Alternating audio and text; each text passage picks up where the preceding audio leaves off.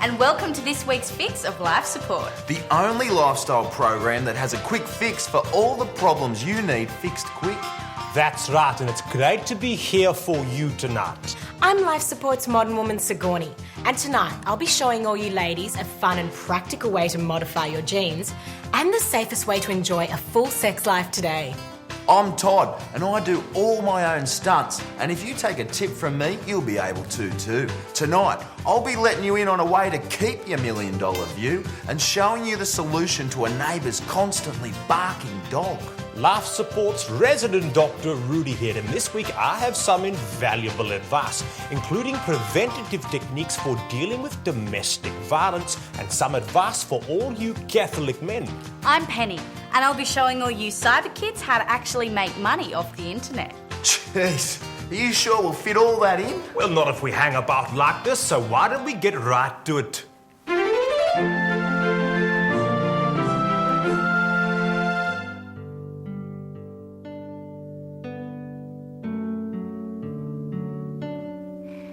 When men are looking to get married, they're often warned to look at a girl's mother if they want to know what she'll look like in 30 years' time. It's sensible advice for the man. But as a modern woman whose mother isn't terribly photogenic, it's frightening to know that you may be judged by your family photographs. Fortunately, your genetic heritage can be easily covered up with the help of some modern technology. Simply scan your family photographs. Then scan photographs of a supermodel who's aged gracefully, someone like Isabella Rossellini or Deborah Hutton. Today, I'm using Saskia. Such good bone structure. Then, simply paste her beautiful image on top of your real mother in your family photographs. And that's me at school, and that's my mum. Wow, your mother's really beautiful. Yes, the women in our family seem to grow more beautiful as they get older. Once you've pulled it off, you just have to cover yourself so you don't get caught. She would have loved to have met you. Unfortunately, she's dead. Oh, I'm sorry. Don't worry. You can meet my stepmother. She's the one I call Mum now. And that's all there is to it. A fun and easy way to maximise your chances by modifying your genes.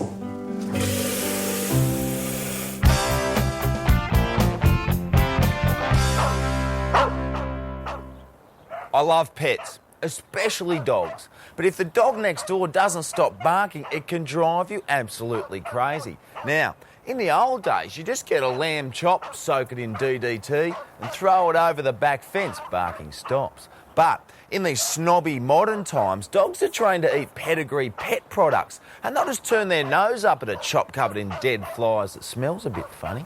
So, why not take a more subtle and civilised approach to the problem of the barking dog and take it up with your neighbours directly? That's right.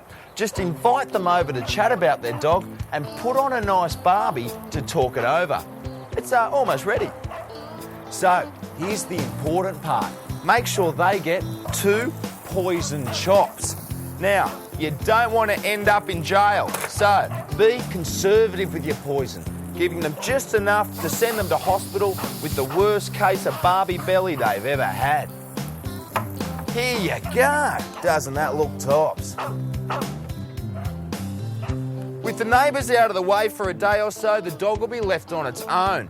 Time for you to play the good neighbour and feed the hungry hound with a huge bowl of yummy milk mixed with a little bubble bath mixture. And then all that's left to do is a concerned and frantic call to the cops and the RSPCA, and in under an hour, your dog problem will be a thing of the past. Hello, is that the RSPCA? Geez, you blokes have a tough job. Oh, tough. No worries. And there you have it. You've gotten rid of the dog, but you're still considered a good neighbour. And when they come home, you gently break the news and show them the RSPCA report. Now, I reckon that's a pretty top tip. How's it, Dr. Rudy here? Are you gay? Are you Catholic? Do you want to receive communion? Well, if the answer to those 3 questions is yes, then you're in trouble, because the Catholic Church does not condone homosexuality. I know it might be hard to believe since the rank and file are sending out mixed messages, especially to children, but that's the official position. So today, I'm going to show you gay Catholics how to beat the system and receive communion in your preferred place of worship. All you have to do is remove your rainbow sash.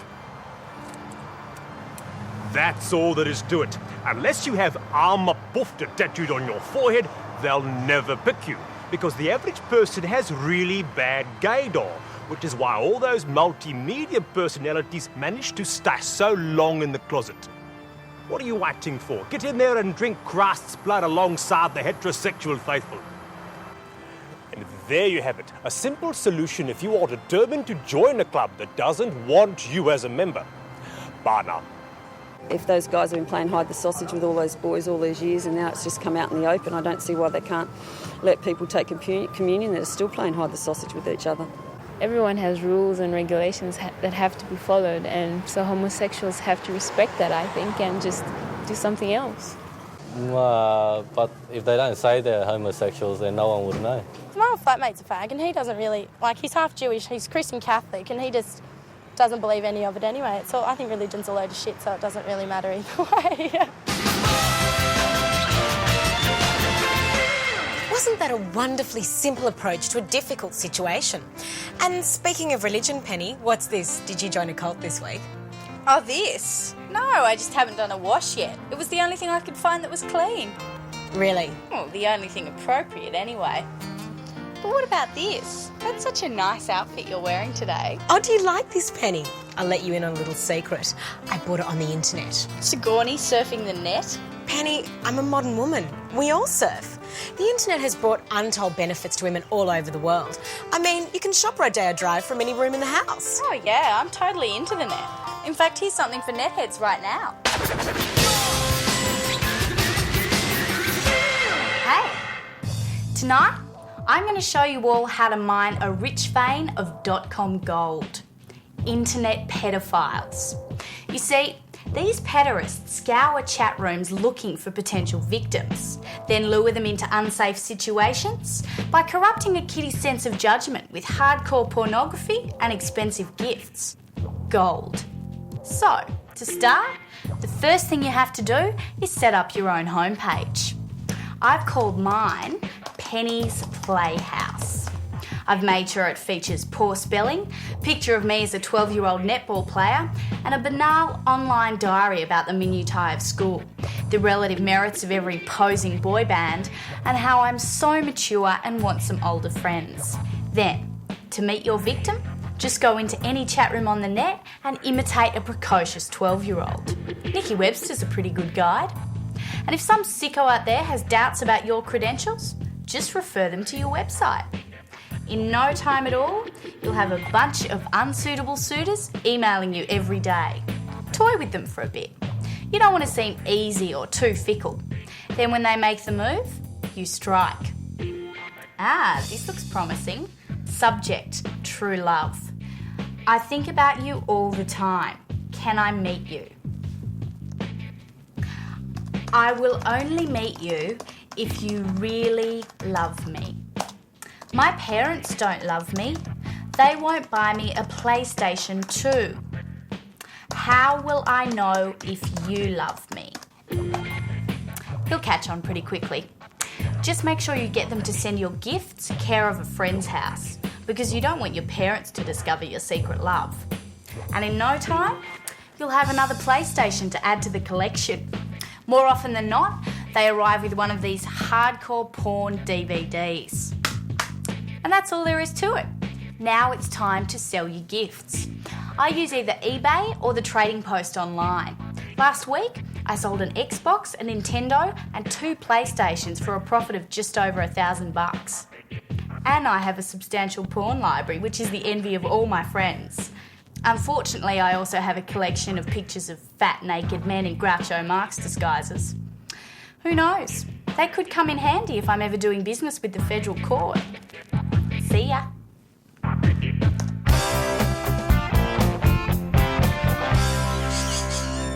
So you've finally done it. You've taken out a whopping huge mortgage and bought the house of your dreams, and isn't it just perfect? I mean, look at that view. It's worth $1 million alone. But now your only problem is how can you make sure that the view you just forked out for won't get built out? Well, don't worry, it's dead simple. All you need to do is inform the Preservation Society that the scrubland in front of your house is an Aboriginal burial ground. Then start a campaign to have it preserved as a mark of respect. Now, it's best to do this after a torrential downpour, something intense enough to naturally unearth your find. Then, all you need is some human bones, easily picked up on a Tasmanian bushwalk, and a few primitive stone tools that you've banged together in your shed. And, hey presto, development opportunity to very sacred site. Then campaign for the preservation of the site and get as many local residents involved as possible. Hi, just like that. Now, this shouldn't be too difficult at all. These type of people love to think they're conserving culture or helping the arts. I mean, you're really doing them a favour because the next time they're challenged about what they're doing for the Aboriginal community, they can cite the preservation of this site. It's much easier to care about dead Aboriginals than the living ones. And that's all there is to it. You get to keep the view that's rightfully yours whilst establishing yourself as someone who cares in the community. Another terrific tip for those at the top.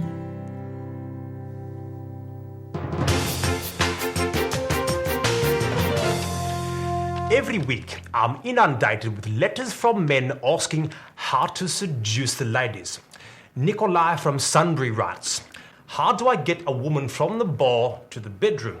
The fact of the matter is that women actually quite like sex. Indeed, sometimes they are gagging for it. But the thing that will stop women from having sex with you is if they think you are a dork. The problem is, most women think that most men are dorks. How's it? And these decisions are made in a split second. So what you need to do is to avoid revealing the true nature of yourself. And the best way to do that is to keep your mouth shut. Don't say anything. It could be the way you boast about your job, or it could be your admission that you catch the bus to work, or it could be your accent. It only takes one piece of information for a woman to write you off for good. I love my job, I know. Now, the best way to avoid speaking is to go somewhere loud with someone loud. Date your most talkative mate. Then when you meet a woman, let him hog the conversation whilst you make loads of eye contact. I know you think internet technology or IT is boring. Because you're silent, she'll assume that you're much more interesting than you actually are, and she will eventually try to speak to you. You're a quiet one. But you could still ruin everything by speaking, so don't. Kiss her instead.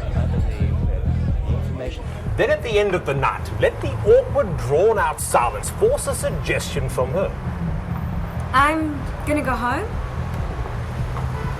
Do you want to share a cab?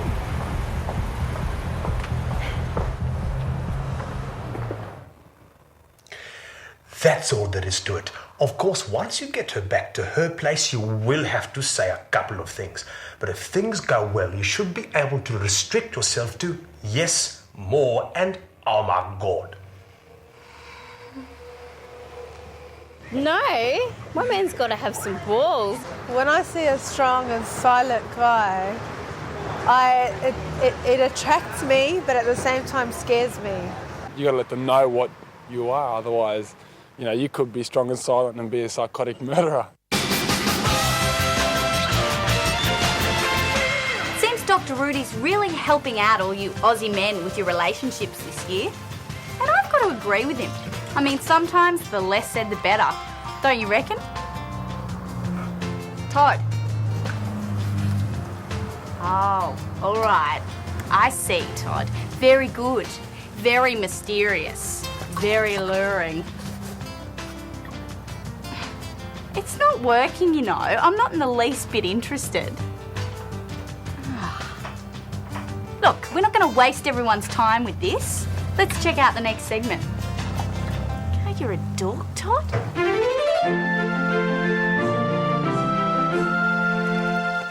Whenever someone has been in a near-fatal accident, they always say that their brush with death gave them a new lease on life. So, if you're in a relationship that's going stale, why not liven it up by nearly killing him? All you have to do is drain the brake fluid from his car. Penny showed me how to do this. Then, sit back and wait for the police to call with news that your loved one is in hospital. That was quick. Hello? Is he okay? Oh, thank God. Oh, Sigourney. All I can think about was how much I love you. That's wonderful. And as soon as I get out of here, let's get married. Okay. Bye. Well, that went better than expected. Normally I like to collect an engagement ring with a proposal, but he gave me a blank cheque, and I guess that's better anyway. That's all there is to it. It's high risk for high return. Sure, it may go terribly wrong, but if he isn't going to commit to you, you might as well get rid of him anyway.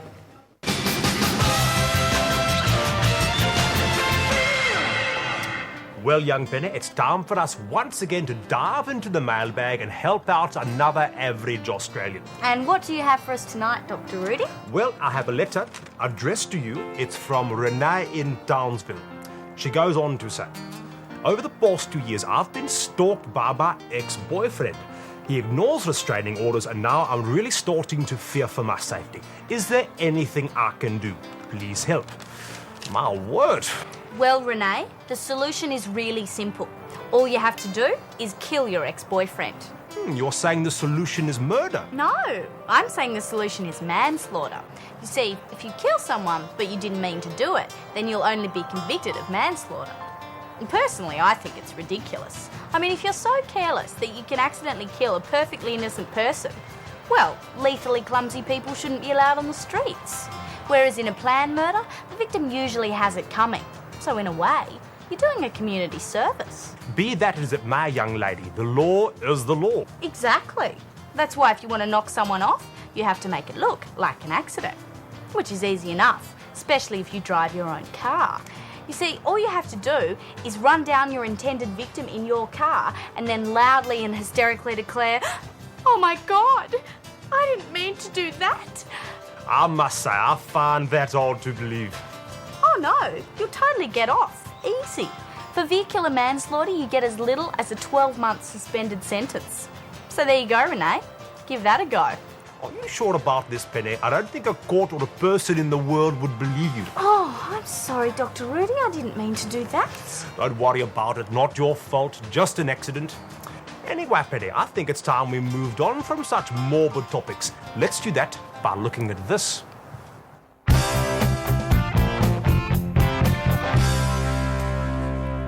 You know, a recent study has found that parents with four-wheel drives run a higher risk of reversing over their children.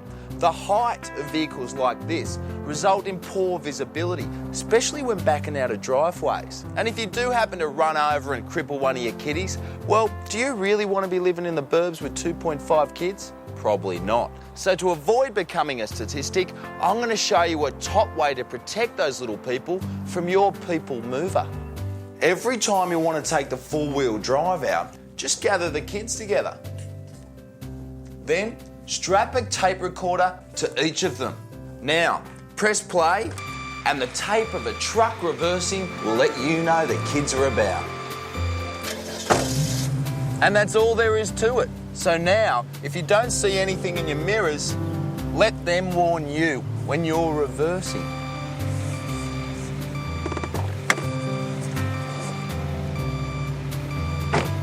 Oh, get out of there, you little rascal. Hi.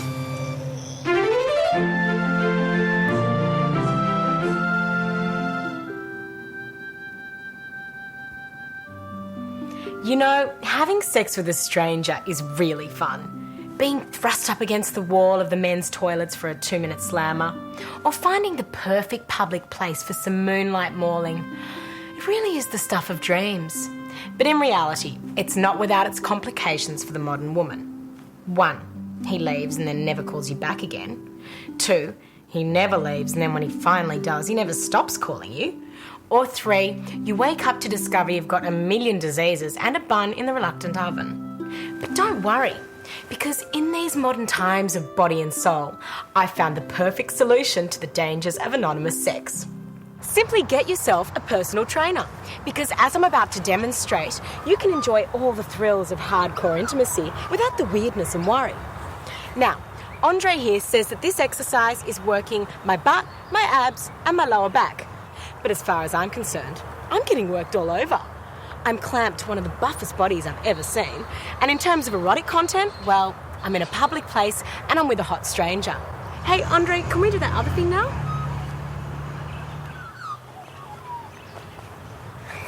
This exercise is called the thigh stretcher, but if you close your eyes, well, enough said. So take a leaf out of my book and get yourself a personal trainer today. They're listed at your local gym and in your local papers.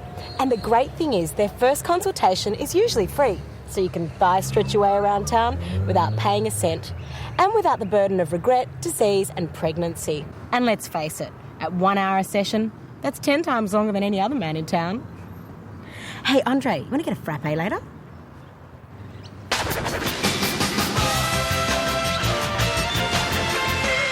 Gee, Sigourney, what a great idea. Does it really work? Oh, Penny, all I can say is yes, yes, yes. I've always had an aversion to joining the health and fitness fraternity. But bugger it, I'm getting a personal trainer tomorrow. Well done, Penny. You're never too young to start a good exercise regime. That's right. Well, I'm lost for words because here we are at the end of another show. And I hope we've made your lives that little more bearable. Oh, I'm sure we have. Hey Todd, you're being awfully quiet tonight. You're a tool, Todd. Speaking of tools, make sure you join us next week, because we'll be back, same time, same channel. Until then, why not preserve some lemons? Experiment with raffia. And in the meantime, you little battlers keep fighting the good fight, you hear? And remember, the only reason we're in here is because you're out there. Good night, Australia.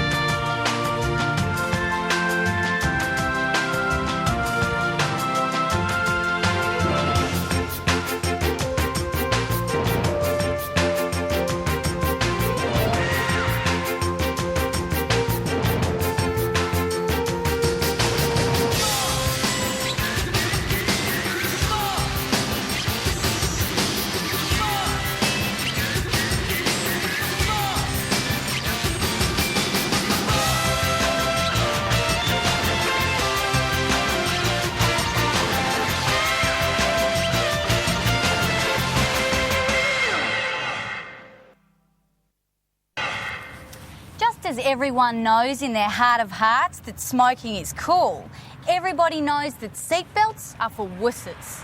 There's nothing that takes the zing out of hurtling down the highway more than the strap-down dag machine. The coolest person in history was James Dean. And while he remains an enigmatic figure, there's one thing we know about him for sure. He didn't wear a seatbelt. However, the nanny state, as run by the man, is determined to stop you from being cool. You can cop a hefty fine for not wearing a seatbelt. And on long weekends and public holidays, if a pig spots you, you can even lose your licence, which is majorly uncool. So, here's a simple way to scam the man and retain your cool. It's a seatbelt t-shirt. With a can of black paint and a wide brush, you can make your own seatbelt t-shirt in about 5 seconds. Now you can be fine-free, no matter how many cops are staring at you as you zoom past them, free and easy. Plus, you know how really cool you are. This one's for you, Jimmy.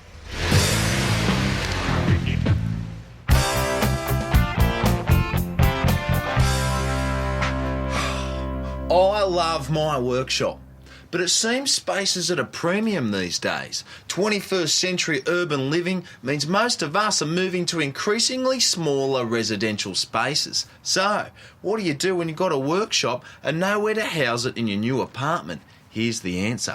Get yourself some brightly coloured paints and start painting your tools in some simple primary colours. My hammer is royal blue, my saw black, and my chisel set a nice cherry red. And I'm thinking I may even tint my spirit leveller in a ripple green. Now, in case you're wondering what's going on, this is called modern art. And these tools on the wall is what's called an installation.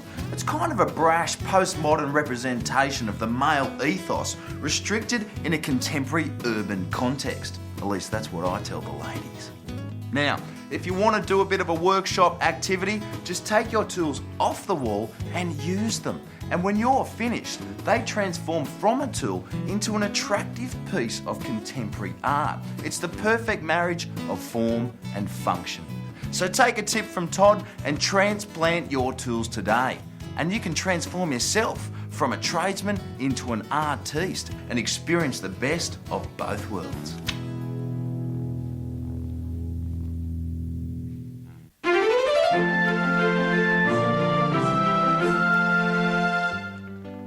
Although a modern woman loves to have sex, it's still difficult to choose who to have sex with. Although he may be attractive, it doesn't necessarily mean he'll be a giving and generous lover. So, here's a good way to discern the demon lovers from the duds. All you have to do is invite him over for a home-cooked meal. Then when he arrives, tell him there's been a little mix-up. I'm so sorry, I got my timing all wrong.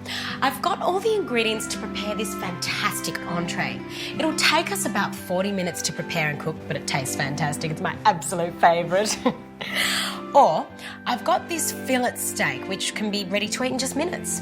So, what do you think? Should we take the time to prepare a delicious entree together? Or are you so hungry that you just want to forget the entree and gobble the main meal right now? Entree, main. Entree, main. Entree, main. As soon as he's made his decision, you can make yours. Any man who's prepared to delay his meat pleasure for 40 minutes to make a lovely and fiddly entree just to please you is the kind of man you want to spend the night with. A long, long night. Bon appetit. So,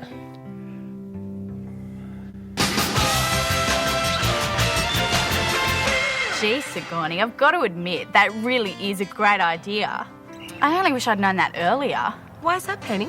Well, the other night, this guy had me over to his place and cooked me this meal that was like 8 little courses. Degustation. Oh, you get to try a little bit of everything and it goes on for ages and ages. I like to call it Tetsuya style. So what happened? Well, he was so into the cooking that I thought he was gay. So I faked an attack of meningococcal disease and left. Oh, Penny. Well, I was in the mood for a bit that night. Thought I wasn't going to get it with him, so I didn't want to waste my time. I've still got his number, but... Good girl. Well, I guess you'll be listening a little more attentively to my advice in the future. Maybe. Speaking of listening, here's Dr. Rudy with a choice way to get your kids to listen to you when you're telling them off.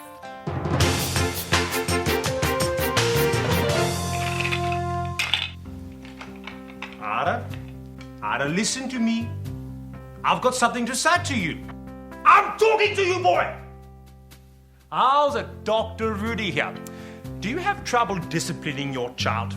Do they ignore your answer back when you're trying to lay down the law? Well, today I'm going to show you how to make your child heed every word you say. Have you ever watched a child watching TV? They sit there slack-jawed, wide-eyed and completely transfixed by the screen.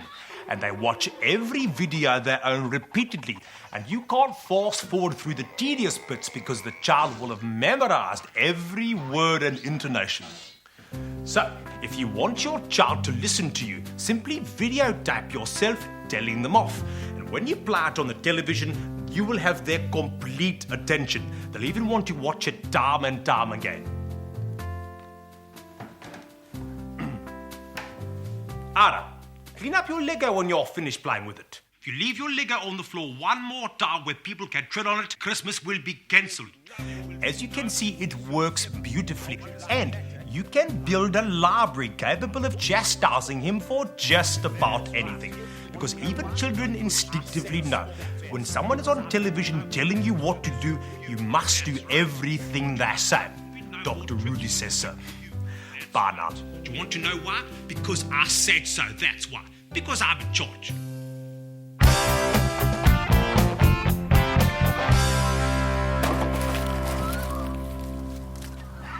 Oh, g'day. Cleaning out your gutters is a grotty job. But when you live in Australia, it's just something that's got to be done, because these dry leaves are a fire hazard.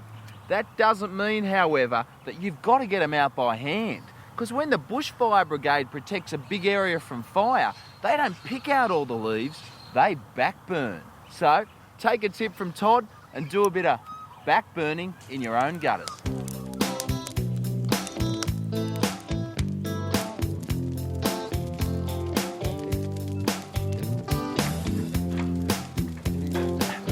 Now you can protect your home from fire by fire, just like the professionals do. Oh yeah, just so you know, it's good to have a hose handy before you start backburning.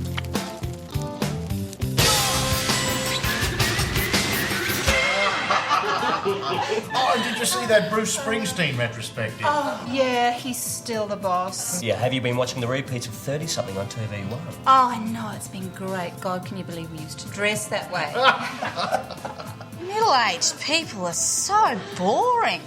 I usually try and avoid them. But of course my parents are middle-aged, so I can't avoid spending time with them.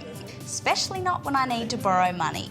So, if you have to spend time with the oldies, it's worth taking a couple of preventative measures so you're not bored out of your brain. The reason middle-aged people are so boring is because nothing ever happens to them. And that's something you can fix. And that's only the beginning. Last night. Amazing. So you just came home and found it like this? Yes, they didn't even steal anything. They just broke in and vandalised the place. Really? Well, do they know who did it? Yes. The police have arrested a couple of Mediterranean boys. You're kidding! No, they're in court next week. You're kidding. Can I come along? Well, of course you can. I've never seen you take such an interest in what goes on round here. That's the truth.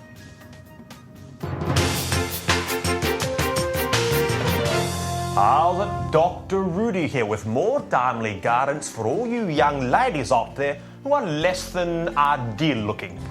Like Trisha here.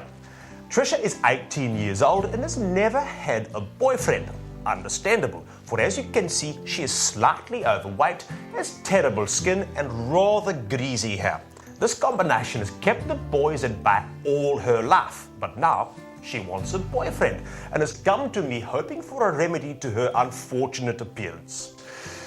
Well, Trisha, I think I can help you. Oh, really, Dr. Rudy? You think you can help me look better? Oh, good God, no. That's not the answer. What you need to do is make yourself look even more unattractive. I'll show you how. There you are. You look more unattractive, but you do look more interesting. Now people will assume you like to look this way and will think it is your choice rather than your genes. Is that all there is to it? Not quite. Now you need to attend university, preferably studying for an arts or communications degree. And once you're there, you're guaranteed to meet plenty of boys who are trying not to look shallow by going out with an interesting looking girl like you. Thanks, Dr. Rudy. My pleasure. So there you go, girls. If you're ugly, at least be interesting. Bye now. There's a lot more that you have to draw from yourself to be interesting. Attractive takes a hairdresser, a nice outfit and a nice pair of shoes. Interesting takes a lot more, I think. Yeah, I don't mind colourful women. Or more colours of the rainbow, more smash. Yeah, my nigga. No, I don't like them weirdos that dye their hair orange and then they wear, like, I don't know, crap clothes and they look like a bunch of idiots. I've never considered what men like.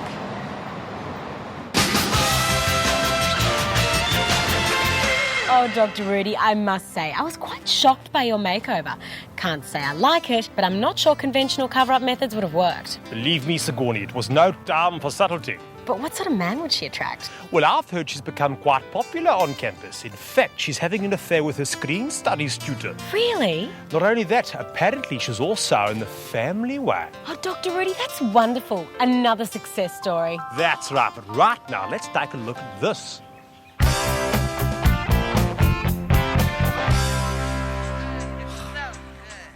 Hardcore pornography.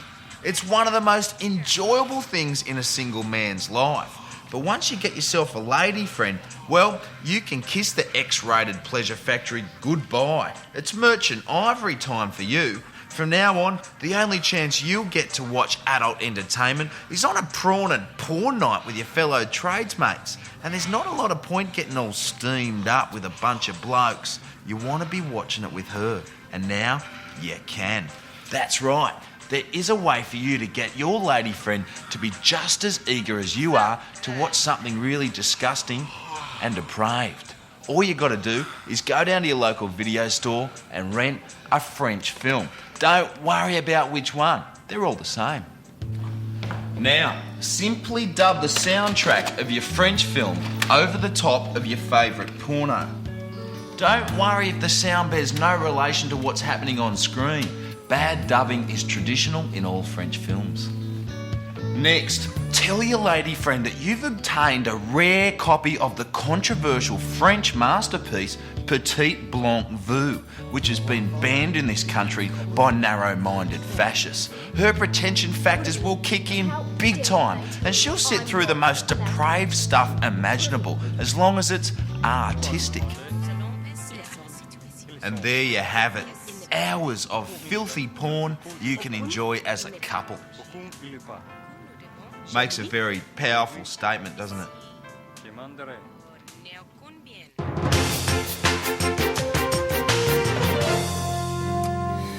One of the worst things about being a doctor is having to fix up injuries of domestic violence. When love turns sour, the results can be sickening. Just look at this patient. I don't care what she did. It's not worth doing this to yourself. You could so easily crush your nerves or tendons. Look, it's not so bad. Most of this blood isn't even yours. There you go. Better now? To stop this ever happening again, I'm going to take you through some preventative techniques. Rule number 1, never use your fists.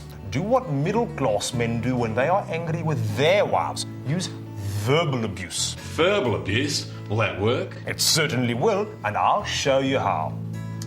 Now, the worst thing you can say to any woman is this. You are fat. You tried.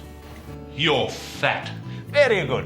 It doesn't matter if it's true. The more you say it, the more she will believe it. It will start to chip away at her self-worth. Then to further break her spirit, take any opportunity to remind her that without you, she is nothing. Without me, you're nothing. Hear that? Nothing.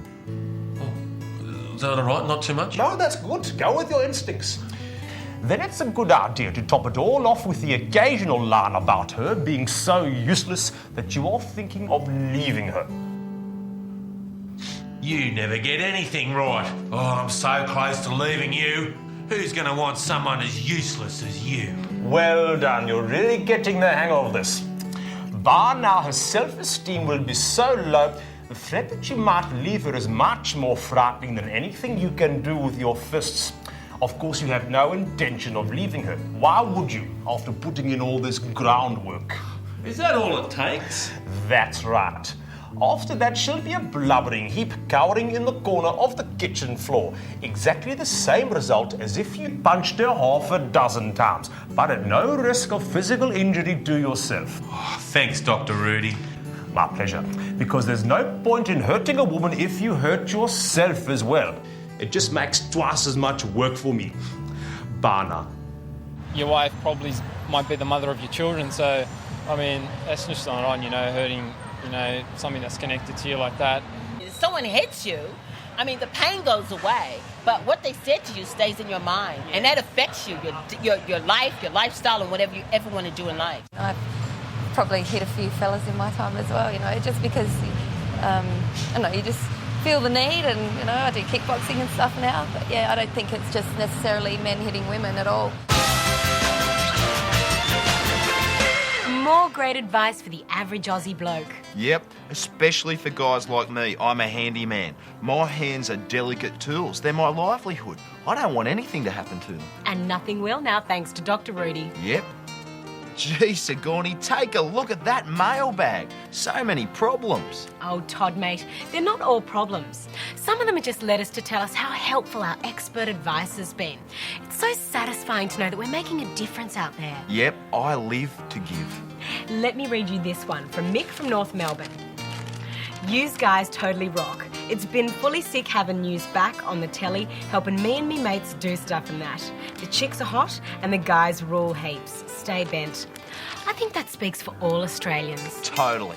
And if any of you guys have got a problem that's giving you the irrits, or you just want to drop us a line, like Mick, why not write in to Life Support?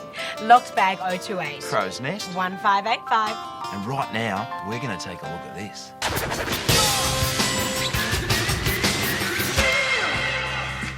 Christ. Jury duty. How the hell did they get my name? I thought I'd had that taken care of. What sort of fascist state is it that forces you to go to court and cast judgment on everybody? Jury duty is a prerogative we all want to evade in a healthy democracy. And it's simple, if you know what to do. Miss Penny, what are your thoughts on mandatory sentencing for murder? I'm a firm believer in the death penalty for abortionists. If you ask me, the maximum sentences for most crimes isn't long enough, especially shoplifting. I heard the other day that the government was talking about closing down some of the prisons. Shouldn't we be building more? How will these people ever learn if they're not punished? And the punishment never seems to fit the crime. We have to be firm with these drug dealers and rapists. They should be locked up for as long as possible. Look at Thailand. Look at Saudi Arabia. And there you go. There's no way any defence lawyer will agree to have someone like me sitting on a jury. And if you're not sure what to say, Talkback Radio is full of intolerant opinions and reactionary ideas you can use. Just spray these at the boys in court and your free time's yours again. See ya.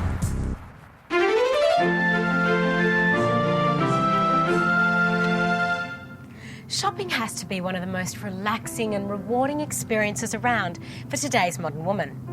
But the most common mistake a conscientious fashion shopper can make is buying an item that you can't accessorise with the rest of your wardrobe.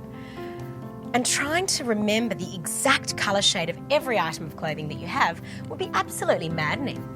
So here's an easy way to make sure you always buy the right outfit. All you need is one of these. Excuse me, I'm trying to pick the right colour. Do you mind holding them up? Thank you. Now, while the salesgirl is temporarily blinded, simply cut a small piece of fabric from each of the garments you're interested in. Thanks. Then when you're at home, test your cuttings against the rest of your wardrobe. That's the one. Now you know exactly what to buy. I like it, but it's damaged. How about 50% off?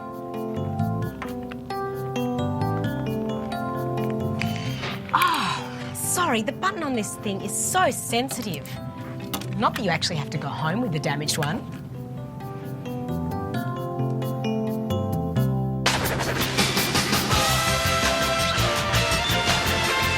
Oh, word, Sigourney, that was quite unusual advice. Yeah, what a great idea. I'm impressed. Oh, Penny. Yeah, I guess I'm impressed too. No, I'm serious. I really am learning more and more from you every week. That was a pretty cool scam. I don't think of it as a scam, Penny. I just think it makes sense to save money for those in-between times when you can't bank on a bloke. Oh, well, I wouldn't bank on a bloke to save my life. But freaking the fascist fashion mafia out appeals no end. Well, disbelieve if you must. But here we are, and it's the end of another show. And for you at home, I hope the search for your solution ended satisfactorily. If not, there's no need to worry. Because we will be here for you again next week. With more advice you won't find on any other lifestyle show. That's right. Until then, why not experience the joy of sponsoring a child? or painting a self-portrait. In the meantime, you Australians look out for one another. Yep, and while you're doing that, don't forget to look out for yourself. Good night, Australia.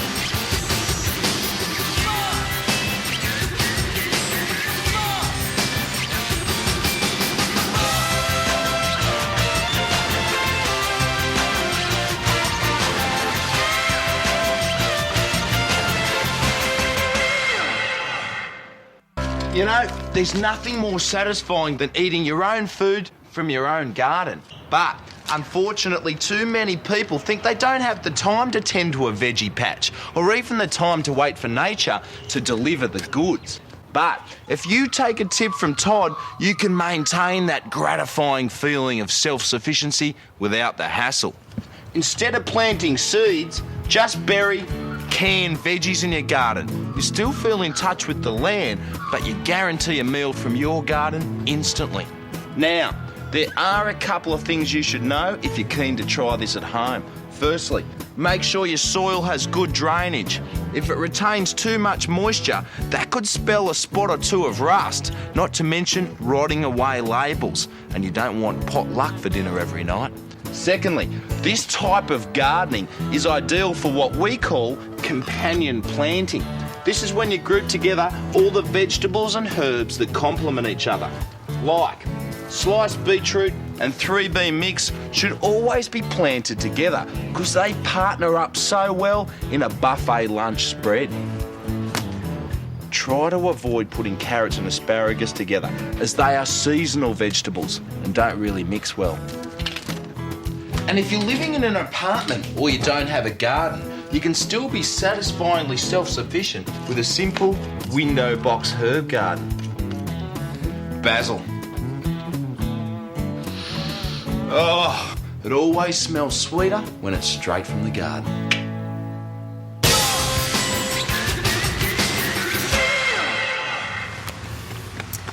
Did you know that the cops now have the power to randomly stop and search anyone they think might be carrying a knife? They're victimising people just because of the way they look. And apparently we look like the kind of people that'd carry a blade. But don't worry, because there is a way for you to carry a knife without the cops giving you a second look. Simply dress in chef's whites. It's customary to carry the tools of your trade to work with you, and you don't even have to conceal them. And let's face it, this is going to do a lot more damage than some pussy butterfly knife. So there you go, kids. If you're in a knife-carrying gang, don't wear colours, wear whites, because the cops will always leave whites alone. See ya.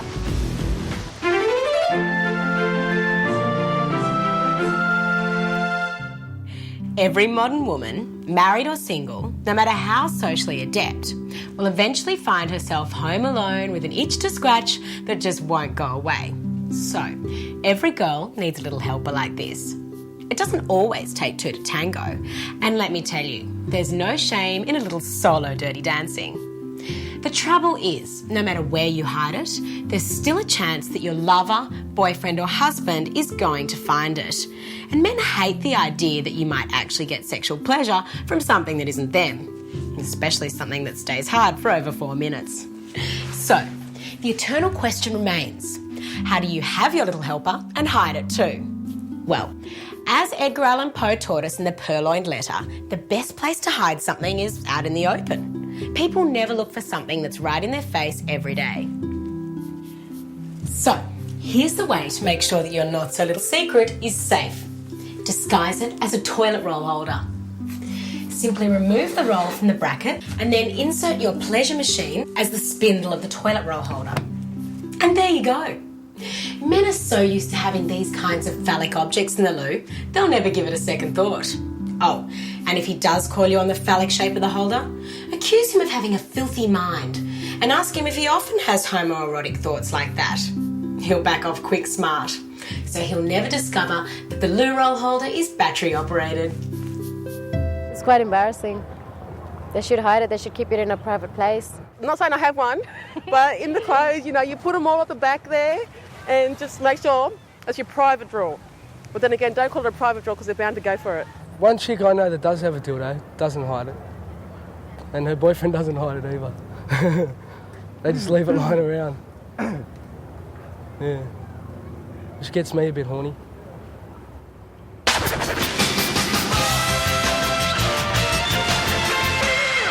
Geez, Dr. Rudy, what do you reckon about that?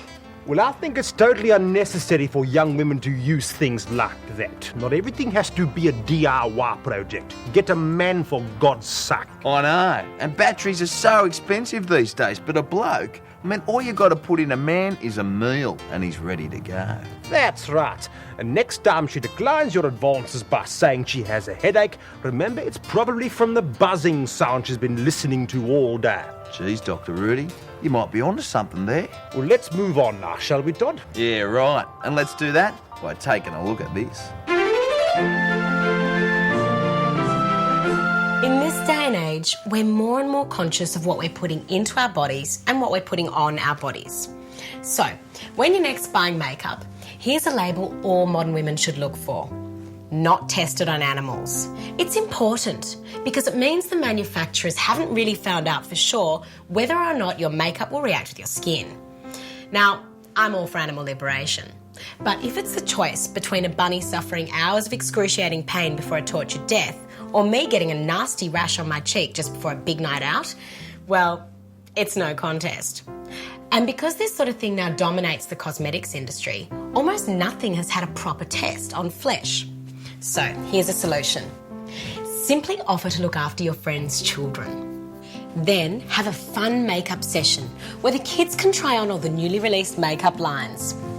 Children are best for makeup trials for two reasons. Firstly, they love to wear lots of makeup. Little girls will want to apply more than a prostitute, and little boys will always want to paint their face like a clown, so they're guaranteed to get maximum exposure to any nasties. And secondly, their young skin is much, much more sensitive than yours. So if they come away unscathed, then you know that your cosmetics are completely safe. And if they discover a product that's probably best avoided, those tears will be washed away with a piece of chocolate long before Mummy and Daddy come home. Make sure you carefully note the product so that you never use it and so you can recommend it to girlfriends who've done you wrong. Or better? So remember, it's still possible to have a clear conscience and a clear complexion. Not tested on animals? No need, when they've been tested on little angels. The problem Australia is facing at the moment is that a lot of our international brothers and sisters are taking a leaky cruise ship to rock up on our lucky doorstep. So since a lot of these boat folk are from Afghanistan and all they want to do is settle down and lead a peaceful life, how about some of you lucky Aussie farmers show a bit of heart and arrange for an Afghani family to leave their own bombed out backyard and settle into yours? It'll be well worth it, because while you help your new Afghani brothers and sisters, aunts, uncles, cousins and grandparents find a new home, you'll be able to use their expertise in semi-arid farming to your advantage. Before America and their mates moved in, Afghanistan's major export crop was poppies, which when refined supply 70% of the world's heroin. So remember, think globally, act locally. The next time your field is fallow, don't follow the crowd. Diversify your crops by planting poppies. Then simply encourage your new neighbours to do what they do best. It all balances out pretty well. The Afghanis are experts in cultivating semi-arid soil and they want to live here. And because European farming methods have stuffed the land, most Australians want to live in the cities. So, here's an opportunity to get off the sheep's back by boosting your economy with cheap smack. See ya.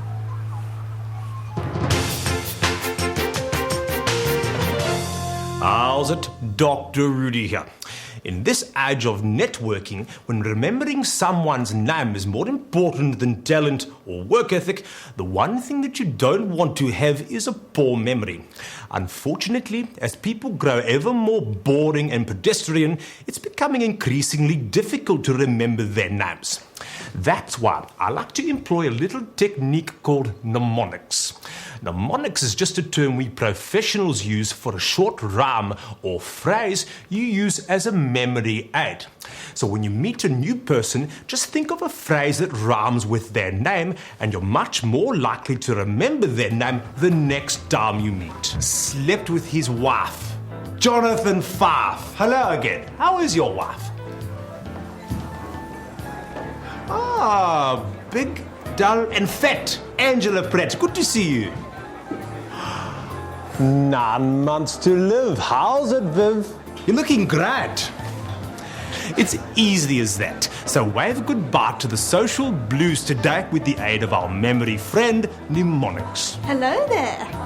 Ah, locks the back door. Fiona Moore. Bye now. Oh, Penny, that was an informative segment, don't you think? I mean, I really believe... Oh, my God! What? Your arms, under your arms, there's something there. There's nothing there. What do you call that? Hair? I can't believe it. I mean, on national television.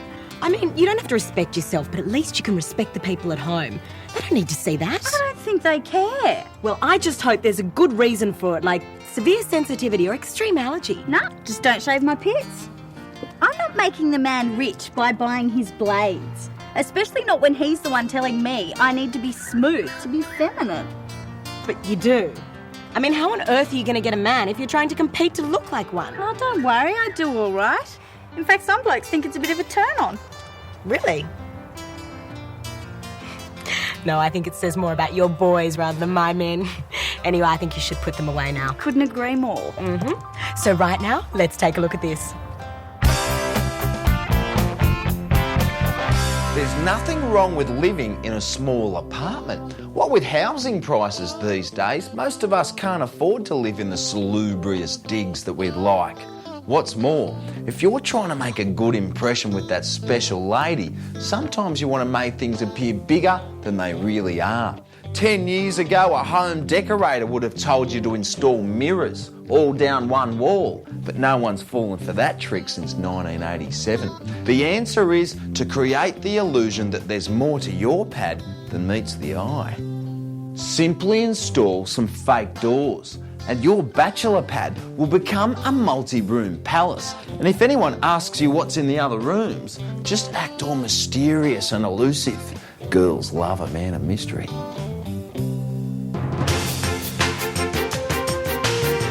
The real estate market is by definition competitive. But with so many houses up for auction every week, how do you differentiate your investment property from the others in the street? The answer is simple. No matter how far we think we've crawled out of the primeval ooze, we are still motivated by primitive urges. So, on the day of your auction, just borrow your next door neighbour's house and then phone your favourite madam and engage the services of 2 trustworthy professionals, giving them explicit instructions. At 600, take your 25, 625 to bid now. Would you like to meet them? 700. At 700,000 to bid, 50 to bid now. Yeah. 750. Remember, when it comes to real estate, it's all about position, position, position. So take my advice and you'll double the return on your extremely hot property. Sold to you, sir. Congratulations. Bye now.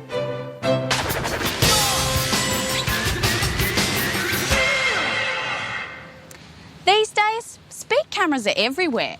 And if you get pinged by one, you not only cop a fine, but you also lose points off your licence. So if you like to lead-foot it, don't worry, because there is a way for you to get where you're going faster without losing a point. Here's what you do. When a fine arrives, pay it. But here's the tip. Give them a tip. If you're supposed to pay a fine for $118, send them $120. Then the Infringement Processing Bureau will send you a cheque for the excess $2. Now, here's the important part. Don't cash that cheque. Because, thanks to the beauty of bureaucracy, the Infringement Processing Bureau can't deduct points from your licence unless the cheque's been presented.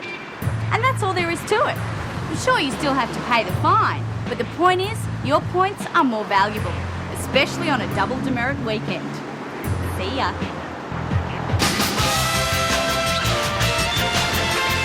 Gee, Sigourney, seeing as that's the mailbag, why don't we take a look at this week's viewers' letters? And this week we've got a very special letter from a very special young lady. Okay.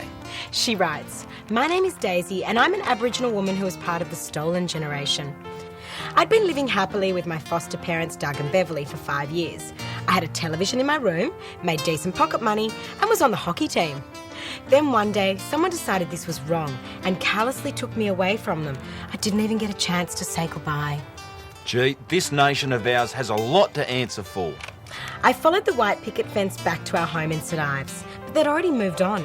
It's been 20 years since I've seen them, but I was wondering if there was any way you could reunite me with the two people I still think of as my parents.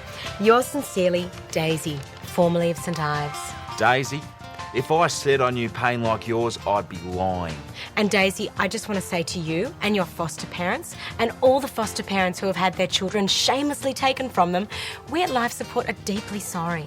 And Doug and Bev, if you'd like to be reunited with your temporary daughter Daisy, why not write into us and we'll try and get you back together. Oh yes, we'd love to reunite your family.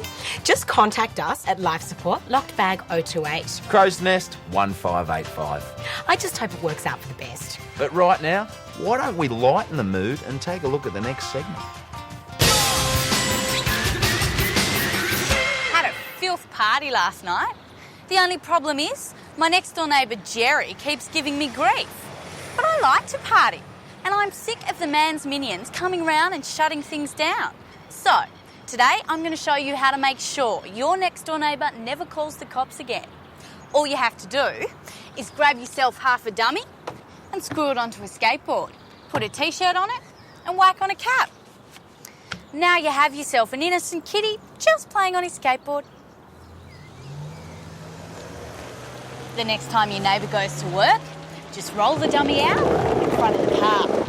When the dummy's hit, intercept your neighbour before he gets out of the car. Don't worry, mate, I'm the only one who saw. Just drive. I'll take care of it. For God's sake, just drive. Now, your neighbour will probably contact you within a couple of hours. Just tell him the child is dead and you've buried the body. No one will ever know, it's just our little secret. He shouldn't complain about the noise anymore, and there's no way he'll call the cops. And you can count on him to help you out with anything you need in the future. Right neighbourly of him. See ya.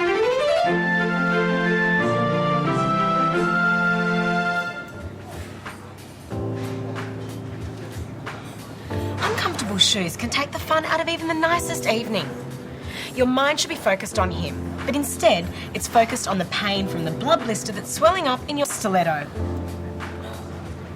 But of course you can't wear comfortable shoes. We all know what they say about women who wear comfortable shoes. Fortunately, I have a solution. Next time you have a big night out wearing sadomasochistic shoes, get a doctor to give you an epidural. That's right. Once I inject this anaesthetic into Sigourney's spine, she won't be able to feel anything from the waist down. Thanks, Dr. Rudy. Do you like my new shoes? They could be lined with razor blades. I don't feel a thing.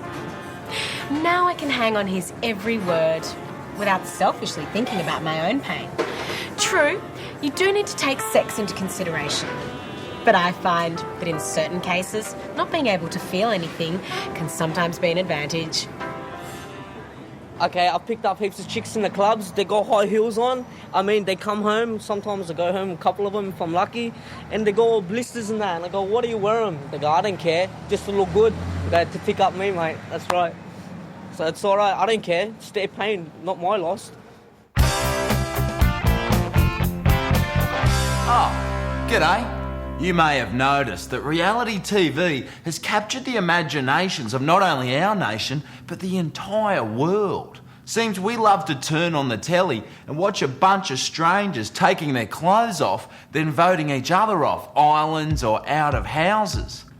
Now, I'll be honest with you, I'd love to be involved in a game like this, but the reality is, only one person walks away with that prize. But there is a way for you at home to enjoy the thrills and excitements of the reality TV experience, making sure you walk away with it all. All you need to do is make a list of some of the people in your life. Like here, I've listed down my mum, my dad, my lady friend Lynette, my fellow co-hosts, my mate Kev from footy, and my stylist Tyrone. Now, at the start of every week, I'm going to call up two of these people, the two that have been annoying me the most, and let them know they've been nominated to be voted out of my life. Hello, Kev? Yeah, it's Todd here, mate. Hey, Kev, you know how on Monday night after footy training you dacked me in front of that ladies' netball team? Well, yeah, I've nominated you for eviction out of my immediate circle. So unless you clean up your act, I'm voting you out. Bye. Exciting, isn't it? And it's a great way to keep your family, friends and lovers on their best behaviour. Now, at the end of every week, when you've really had a good think about it, just call up your chosen evictee and let them know that Todd has spoken. Then, cross them off your list.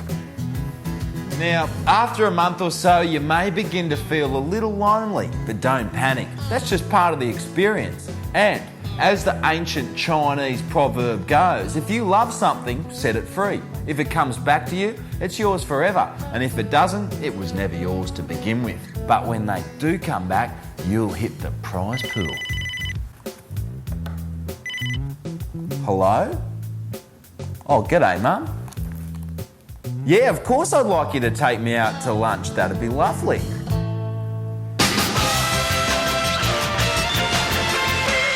Well, there's a chance you aren't going to believe this, but here we are, which means it's the end of another show. That's right, and I hope we brought some relief to your lives. Oh, Dr. Rudy, I just know that we've made a difference. Totally. But for those of you whose lives are more complicated and you're still searching for succour, don't worry, because we'll be back again next week. With more advice you'll only find on life support. In the meantime, why not rejuvenate yourself at a health spa? And don't forget, the only reason we're in here is because you're out there. Until then, be good to one another. And remember, we're here for you. Good night, Australia.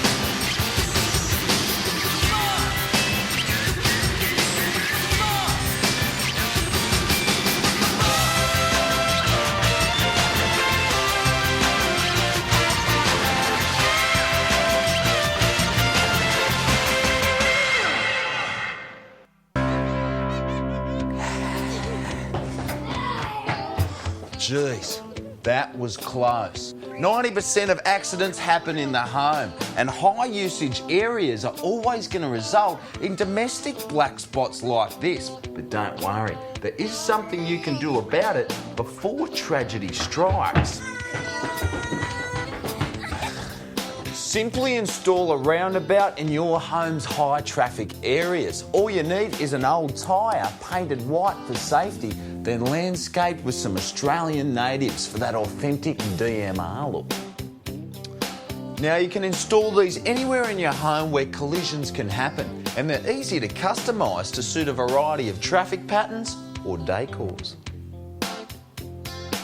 Remember, roundabouts not only steer traffic in the right direction, they also slow down any potential troublemakers. So, take a tip from Todd and tame your toddler traffic today.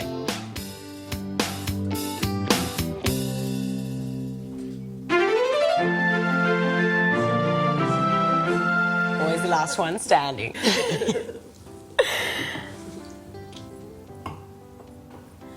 There's nothing more annoying than putting out coasters for your guests only to sit and watch them not being used, especially when it results in waterings on your fine coffee table. But I've found a fabulous and fun way to make sure your guests always use the coasters you provide. All it takes is a bit of decoupage. The problem with attractive coasters like these is that people are reluctant to put anything on top of something so pretty. So all you have to do is cover your coasters with pictures you and your guests would rather have covered up. Just scour a variety of magazines for the appropriately appalling images. Then cut these out and use a thin down water-based woodworking adhesive to glue them onto your coasters. And once they've dried, just apply a couple of coats of clear Estopol. So there you are, ready for your next evening of entertaining.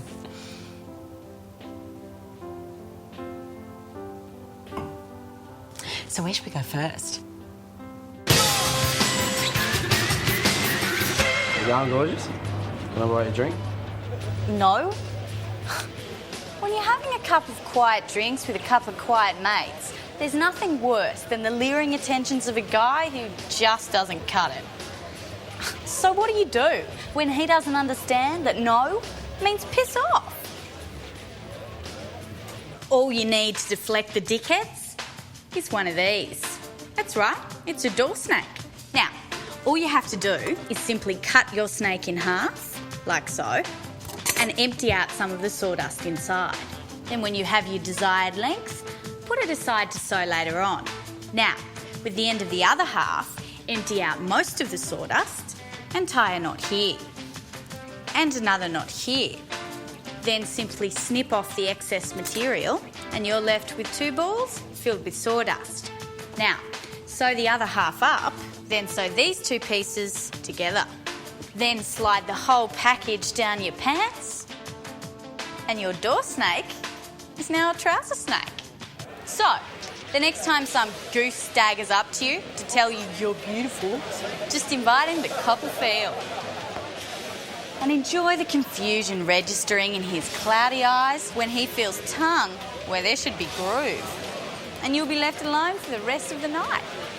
Just remember to whip out your trouser snake if you see someone you like the look of, or you may find your relationship getting off to a weird start. See ya. Well, Todd, I must say I'm a little disappointed, mate. Why is that, Sigourney? Well, when Penny asked to borrow some sewing scissors and a needle and thread, I thought she might be finding her feminine side. Obviously, I was very wrong. Yeah, I thought it was a pretty good idea myself. Really? Oh, yeah, when you're battling with the beer goggles, sometimes you women need to take more drastic measures to get the point across. Oh, what rubbish. I think she needs to change her venue rather than changing her gender. I mean, the watering holes I frequent, if I'm confronted by a man who happens to be wearing his Grosh goggles, well, I just use it as a starting point for negotiation. Any woman would. Yeah, right. Hey, Sigourney, do you have any tattoos? What do you think, Todd? I don't know, that's why I asked. No, I don't. I'm not interested in subtracting from the glory of my body by cheapening it with some tacky tattoo. But Penny's got a tattoo. Exactly. She's got a couple, actually. Well, I reckon you'd look quite cute with a chain of flowers on your ankle, or maybe a little butterfly just above your bum. Really? Anyway, I don't think I could take the pain of having a tattoo done. Well, now you don't have to, because here's Dr. Rudy with the top technique on dealing with the pain of that permanent procedure. How's it? Dr. Rudy here.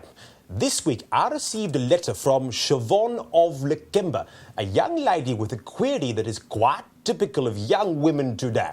She writes, "Dear Dr. Rudy, I have been thinking about it for quite a while now, and I would love to get a tattoo. The only problem is I have a very low tolerance to pain, and seeing as though most tattooists demand that you be sober for your session, I was wondering if you could recommend an alternative painkiller that could help me through my ordeal. Yours in anticipation, Siobhan." Well, Siobhan, I think I have the answer for you and every other woman who wants to follow a fad but can't take the pain. All you have to do is become pregnant. That's right. Get yourself in the family way, and then in 9 months' time, tell your hippie midwife that instead of a homeopathic home birth, you would like to go tribal for your first baby. Keep pushing. Keep still, goddammit. You see, the medical of childbirth blocks out all other pain. So, it is the perfect time to have any other painful procedures done. And a tattoo parlour is the perfect place to give birth. These days, you'll find they are more sterilised than most public hospitals. But once the child is born and your tattoo complete, you'll have at least one part of your body that you're happy to look at. Just remember that sometimes you may not like your tattoo straight away. But don't worry, post-tattoo trauma is quite normal. Bye now. I'll leave it out. As any Aussie bloke will tell you, there's nothing more relaxing and natural on the weekend than indulging in a bit of binge drinking. But don't you hate it when it's the morning after and your mates make out that you were the one that went too far and got too drunk? And you don't know if it's true because you can't remember anything. Well, don't despair, because there is a way to total yourself on the weekend and not be the figure of infamy the next day. When you go out, bring along an Aboriginal mate. G'day, Kev. G'day, mate. How you doing? Good, mate. That way, it doesn't matter how hammered you get, the next day your mates, like everybody else in the country, will automatically assume that he was drunker than you. You want a beer, Kev? Cool. So, take a tip from Todd, and if you enjoy binge drinking but suffer from blackouts, just bring along a black fella. If you pick your drinking partners carefully, you can enjoy your excess without the remorse. Beer, thanks, mate.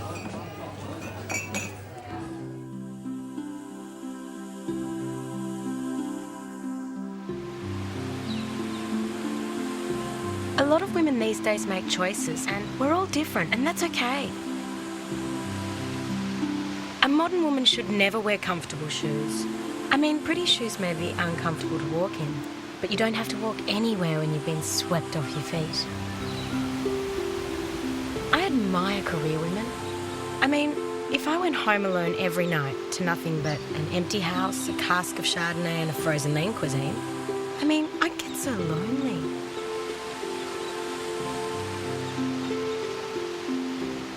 A modern woman should always chew each mouthful 32 times. It helps you to remember not to speak and gives you that shy, deferential look. What do I think of Germaine Greer? Well, I don't want to be cruel because she is an old lady, and it's not her fault she's a lesbian.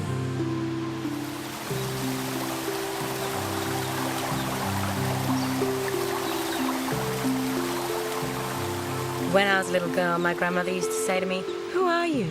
What are you doing here?" She was so into metaphysics. It was so sad.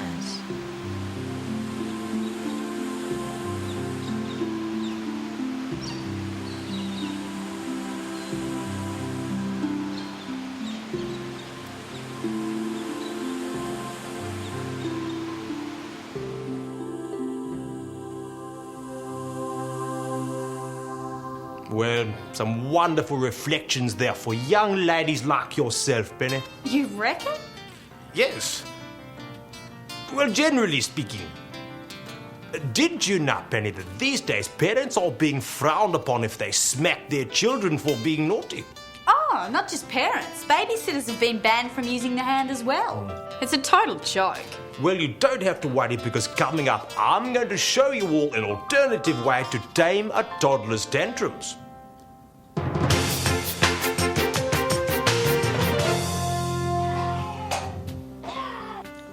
Is your child naughty?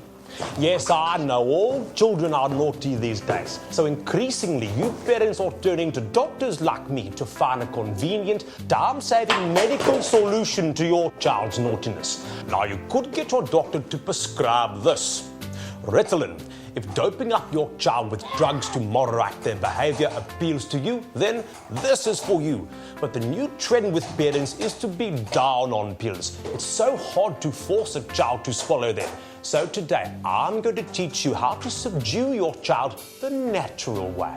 Simply raise your child on a vegetarian diet. After just 2 weeks of eating only vegetables and lentils, they'll be too tired and listless to get up to any mischief. They'll be too sickly to roughhouse and scuff up their clothes or run around making lots of noise. And you'll never have to hit your child with a wooden spoon again. Because when they turn up at school with a tofu sandwich, the other children will bully them so brutally they will completely crush any remnants of their precocious character. No more TV for you. I want to read my book.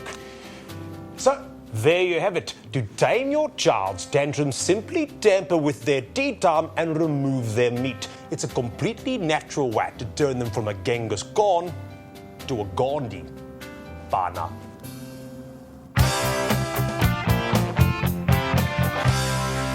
You know, these days it's getting harder and harder to meet women. You spend a fortune scouring the local watering holes on a Saturday night, and if you eventually do speak to a woman, she's always reluctant to give you a phone number. Stalkers have a lot to answer for. Well, don't worry. If you take a tip from Todd, you'll find yourself with a list of women's names and phone numbers, and it won't cost you a thing. You just got to make yourself one of these. Then when things get a little quiet in the lady friend department, just hold an open for inspection at your place. All you need is a suit, a clipboard and a little bit of patience. Then the women will come to you, and it's a great way to make a good first impression. You look nice, you appear to have a good job, and you know the conversations will be forthcoming. Hi, I'm Miller Johnson. My numbers are on the card. So Miller, are you looking to move in or invest? Oh, definitely move in. Yeah, I could totally see you living here. And you just do that several times until you have a list of prospective partners and phone numbers. Hi, I'm Brad Girling. This place is perfect as an investment property. Oh, yeah, well, you'd have to get rid of the asbestos and cure the concrete cancer, but yeah, she goes all right.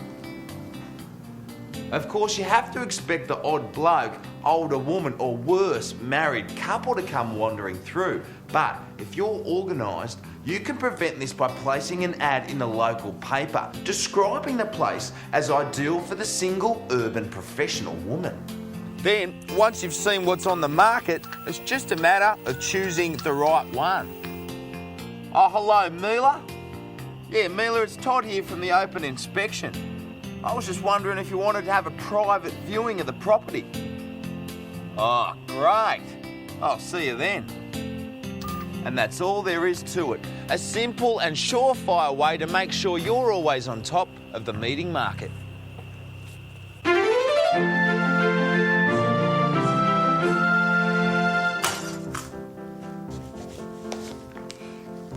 For the modern woman scorned, melodramatic acts are always tempting, but only momentarily satisfying.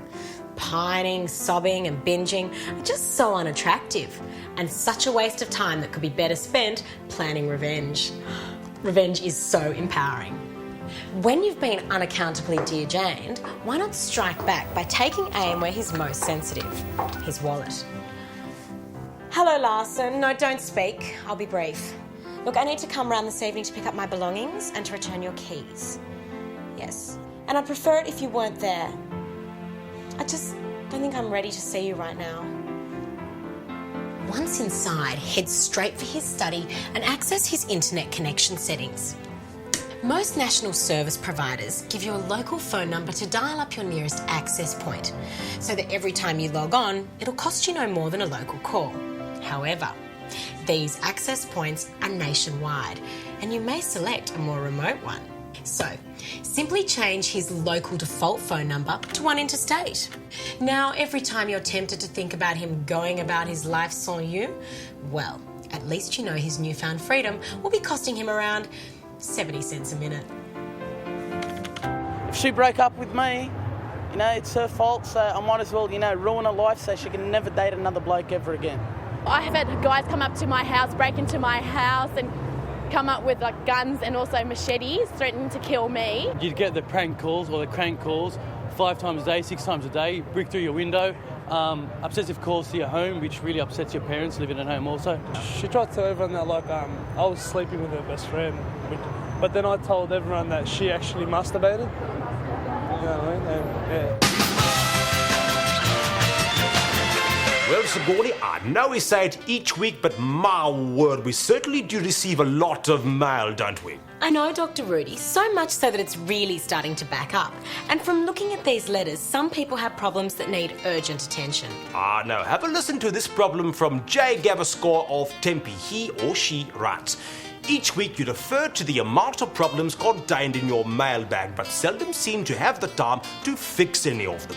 Will you be solving any of our problems? Regards, so on.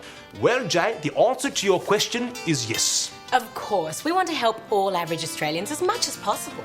We here at Life Support do hold all the answers to all your problems. So, for some of you more desperate cases, here are the solutions you've been looking for. Starting with Janelle of Geelong. Don't make more of it than what it is. Just leave him. Michael of Kelso. Try shea butter. I do. Brendan of Fremantle. No, I would not like to join you for a drink. Danny of Canberra. If wool irritates your skin that much, you could always try not wearing it. Ivan of Goulburn. That's not what it was intended for, but if it makes you happy and doesn't hurt anybody else, I say do it. Samantha of Coopapedy. You must leave town tonight. Now. With only the clothes on your back if you must, but it has to be tonight. Arta of Cairns. Let me put it this way. I wouldn't. Gretel of Sydney. For a simpler solution, you could just try being nice to people. Dirk of Broome. Yes, I think 34 centimetres is about right. Beatrice of Alice Springs. You naughty, naughty girl. I love it. Ravi of Oberon. Well, from your photograph, I suggest if you stop rubbing it, it should go away. And finally, Linda from Launceston. Well, I think you just need to take a look at the next segment.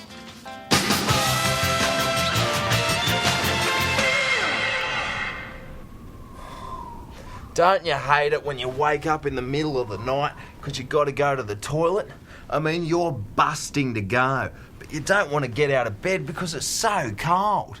Well, take a tip from Todd, because there is a way to take a leak in the comfort of your own bed. When you got to go, go in a hot water bottle. That way, you never have to leave the comfort of your cosy bed.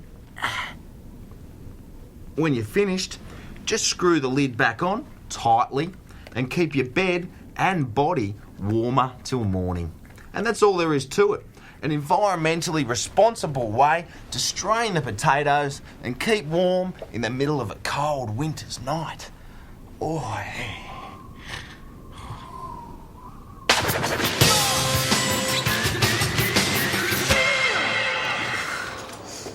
Sometimes when I go into work, I just don't feel like doing any work. Fortunately, I found a great trick to get away with doing nothing all day. All you have to do is go commando. As soon as you ditch the bra, the guys in the office will be riveted to every movement of your chest. Especially if you bounce a bit as you move about the office.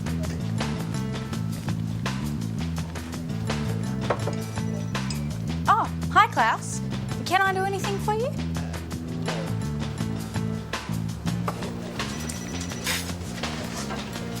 Don't worry. The other working women will go elsewhere before getting involved in such a cheap point-scoring stunt.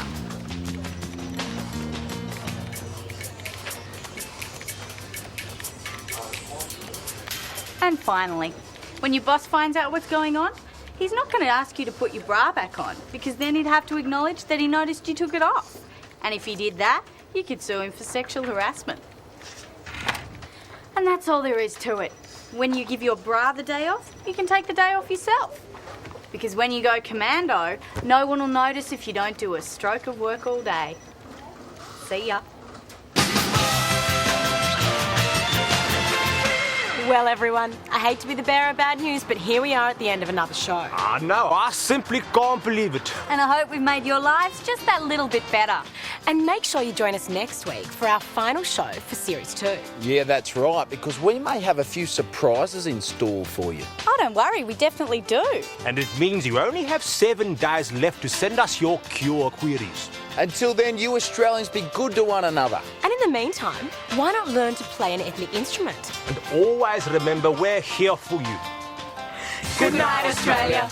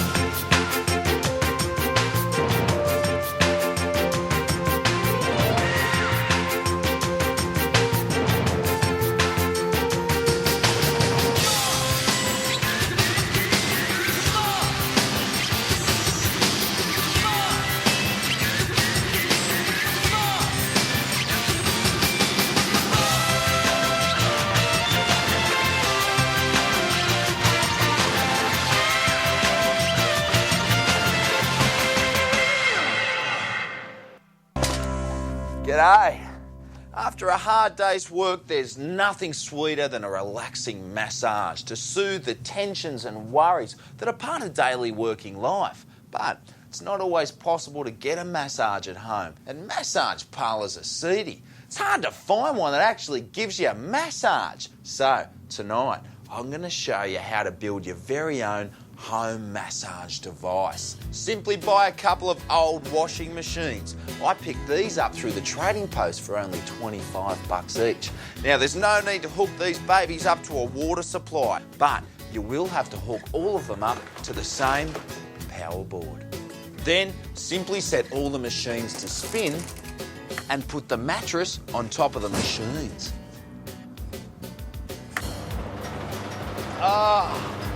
Oh, this is great.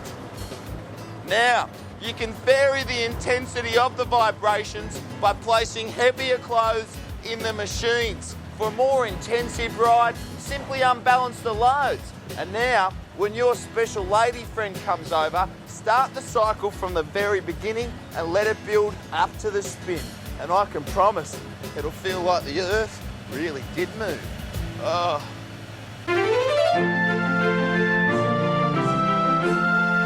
At this very moment, countless refugees are landing on our shores, driven by panic and despair, risking everything in one last desperate grab for a better life. And as a result of this human horror, innocent children are suffering from all sorts of emotional problems. And as modern Australian women, we can't let this happen, because there is something we can all do to help. Firstly, take some calico and draw up a small human shape. Then cut 2 of these out and sew them together, making sure you leave a small hole. And then fill it with soft stuffing. And sew it shut. All done. Isn't it darling? It's a faceless Amish doll. It's the type of doll used to educate children at Steiner schools. Having no face helps children develop their imagination by letting them project the human features they feel comfortable with onto the doll. So by giving your children this doll, they'll be able to project this faceless image onto the faces of refugees. Once they can see them as a faceless mass rather than individual strangers, our children, like us, can look forward to a less scary tomorrow. It really is an investment in not just your child's education, but Australia's future.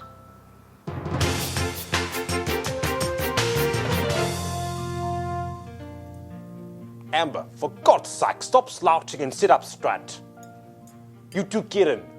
You'll end up looking like the hunchback of Notre Dame. Bad posture is not only detrimental to growing bones and cartilage, it creates an impression of a slovenly personality that can adversely affect a young person's chances in the job market or the social scene in general. Amber! Kieran! You're doing it again! I said sit up straight! But like so many breakthroughs in the history of chiropractic treatment, an exciting new breakthrough has come from an unexpected source. Colin here is a drug courier. And what customs officers have noticed from scrutinising airport surveillance videos is that though sallow-skinned, sweaty and unhealthy, drug couriers walk erect with excellent posture. And wow, their body cavities have been packed to the brim with condoms filled with cocaine or heroin, making it now well impossible to tilt the body forward more than 5 degrees off the perpendicular from above the waist. Kieran and Amber may take a little convincing, but a little discomfort and wincing now will pay off big time later. An hour or two a day for about 3 months should convince the muscle memory that you mean business. And when Kieran walks tall into the boardroom and Amber becomes a supermodel, they'll have you to thank, spinally speaking. Bye now.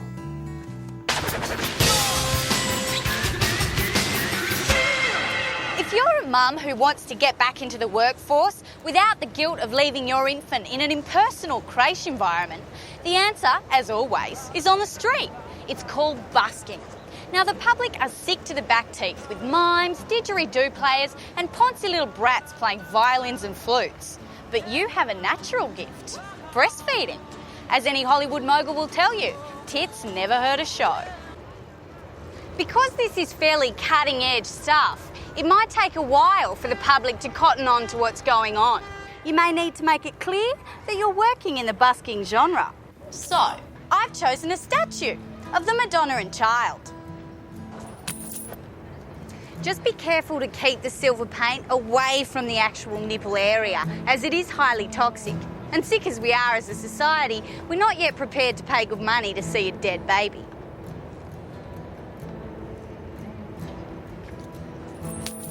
And the good bit is, the child will be exposed to the ethics of the marketplace a good 14 years before he'll be working at Macca's.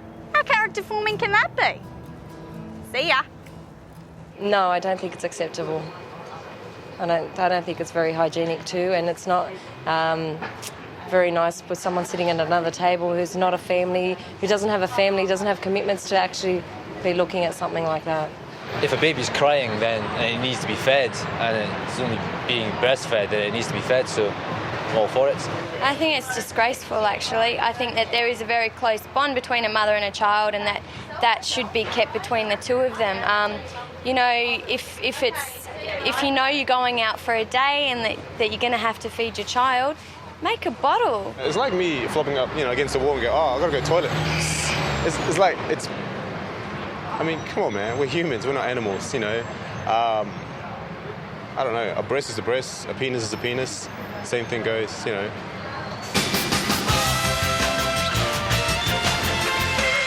Todd, mate, what's the matter? You look like you've seen a ghost. Not a ghost, Sigourney. A mime. What? A mime. There was a mime in the background of Penny's segment. So? Well, I just don't like mimes, Sigourney. I really don't. Oh, Todd, no one likes mimes. But I've never seen anyone react quite like this about them before. Yeah, well, you just don't know. Oh, it's just... My third true love was romanced away from me by a mime. Oh, you poor thing. Do you know what it does to a man's self-esteem to lose a girl to a mime? It just cuts you up so bad. I can only imagine. Let's move on to something more uplifting. What you need is a good laugh. Yeah, it'd take quite a bit to get me to laugh. Maybe not, because Dr. Rudy's next segment is about how to get guaranteed laughs and how to get back that self-esteem. Oh. He says, give me the $6,000 or I'll rip your partitions out. So you got the promotion? The promotion, yeah. Meet Kane. Kane here is a successful young merchant banker fast-tracking his way to a future fortune. He only has one problem in his life. He thinks he is funny. Unfortunately, nobody laughs at his jokes. His humour is puerile and hopeless. His self-esteem is in ruins. So unless he plans on changing his career by becoming an advertising copywriter, he is going to need my professional psychological help. This is a set of very small yet extremely powerful speakers. This is a mini disc player. On it, I've recorded a personal laugh track for Kane. That's right, a laugh track. A laugh track, or canned laughter, is a trick that television producers have used since the 50s to let an audience know if a television show is funny. He says, give me my $6,000 or I'll rip your partitions out.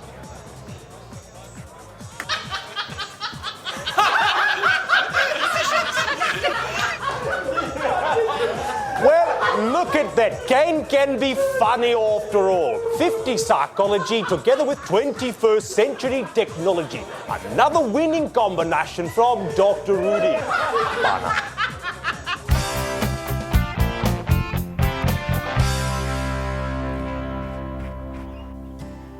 Oh, g'day. You know, one of the most frustrating things about being an artist is that more often than not, your artwork doesn't get the recognition it deserves until long after you're dead. That's why I reckon you should take a tip from Todd and get the recognition and reward your art deserves right now by having your work of art signed by a terminally ill person. There you go, that's the spot right there. Thanks, mate. And there you have it, a top tip to turbocharge your struggle for artistic and financial freedom. Hey, Alwyn, do you reckon you could hang on a tick while I do another?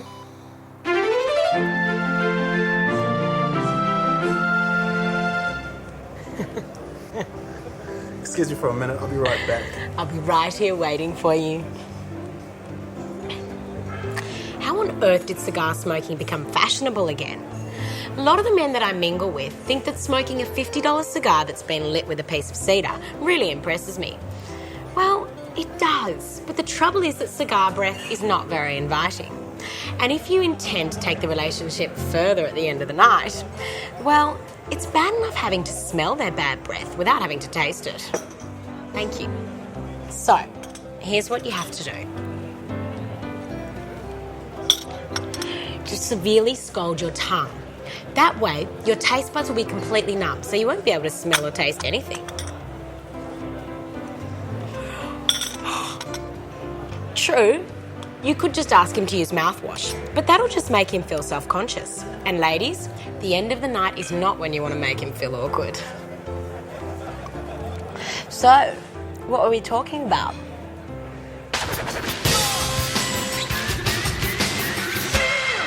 You know, babysitting is a totally dope way to make some dollars. And anyone can do it.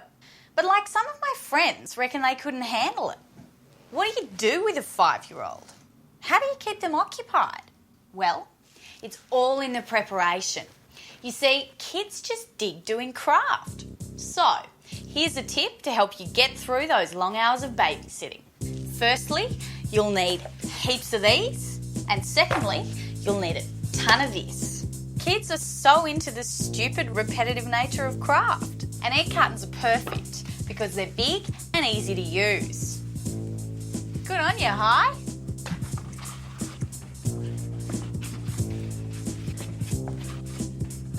And when they get tired, and let me tell you, they always do, then you're ready for phase 2. Hi! Hi! Oh, guess that's the end of craft then. And there's still 3 hours of babysitting left to go. But don't worry, you won't have to put up with this for long. As anyone in the recording industry will tell you, egg cartons make choice sound insulators.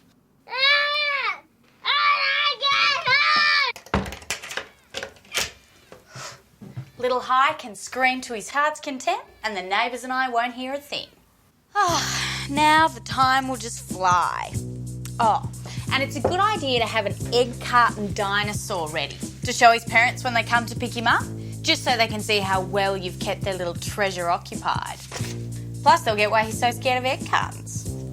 See ya, Hi! Sure, now my bedroom walls are covered with egg cartons, but think of it this way. The next time I have a guy in there, I'll be able to give him the feedback he needs to continue to please without worrying about generating a soundscape for the neighbours. See ya.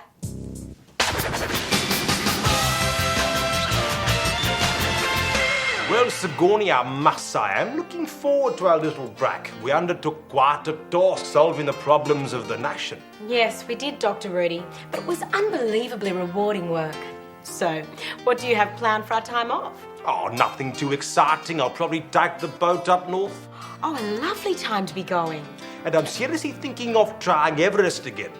So what about you, my dear? Any plans? Well, I have a couple of personal projects I'd like to spend some time on. Really? Well, we shan't keep you from them for too much longer, because here's Todd back in the kitchen and ready to show you all how to prepare a tantalizing treat. Today, I'm going to show you how to make something a little bit special. Japanese tempura. Tempura is made from a selection of delicacies that have been coated in an extremely delicate and light batter, then deep fried till they're incredibly crisp. They are delicious and relatively easy to make.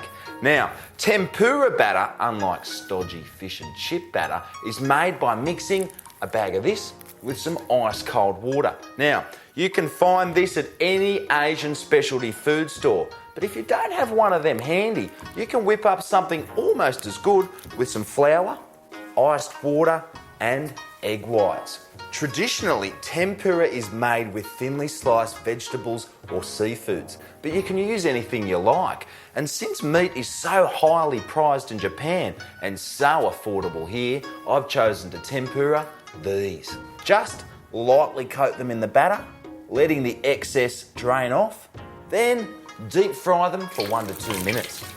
Notice the way the batter thins out, becoming almost transparent so you can see the treat inside. Oh, it just looks so appetising. Then drain it for a minute to remove the excess oil. It's healthier that way.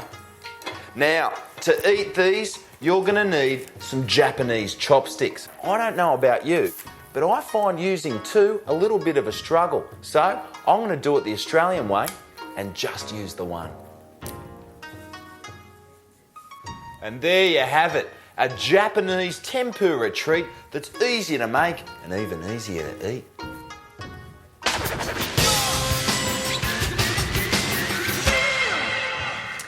I've been getting stacks of emails lately from kids who are fed up with all the homework teachers keep dumping on them. I mean, what's the point of getting an education when it cuts into your TV watching time? But of course, comparatively, you're lucky. I mean, there are starving kids in the third world who would love to be in your position, but instead they have to work in sweatshops or scavenge through rubbish dumps for food. So it seems to me the solution is obvious.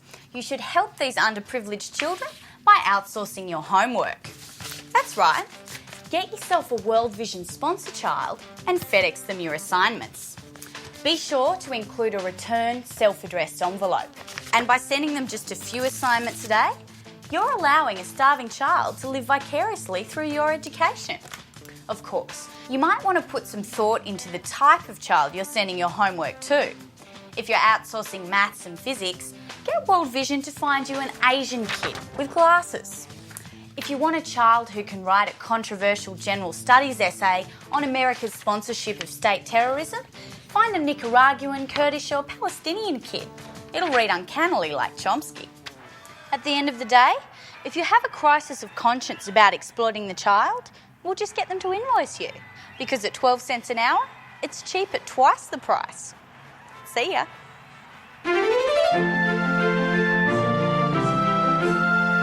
As a modern woman, it's important to be very selective when you choose your friends.